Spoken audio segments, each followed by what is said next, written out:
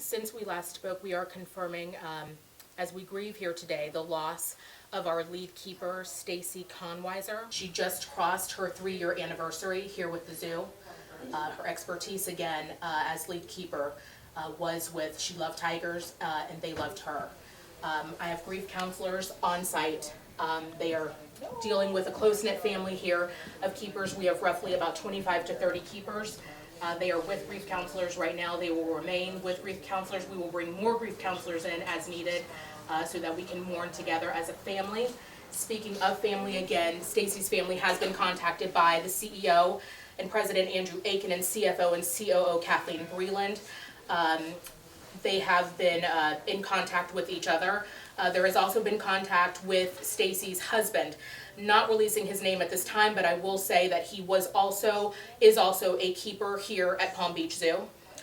So as you can imagine, we are overcome with grief at this now. The investigation is still very much ongoing.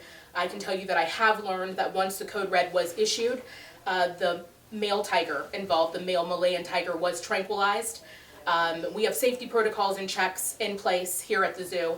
This happened again in the Tiger Night House behind the scenes. No guests, no visitors were ever at risk or in jeopardy. No animal ever escaped from any exhibit at any time. This also represents the first time that a human has died at the hands of an animal in the history of Palm Beach Zoo and Conservation Society. I can just tell you that Stacy was efficient and proficient in her position as a lead keeper with these tigers. What she was performing today when this incident took place, this was not out of the norm. What occurred was out of the norm. So this was something that she was used to doing on a day-to-day basis, and she understood. You don't go into keeping animals and being an animal keeper for accolades. I've said you don't go into it for praise, you don't go into it for money.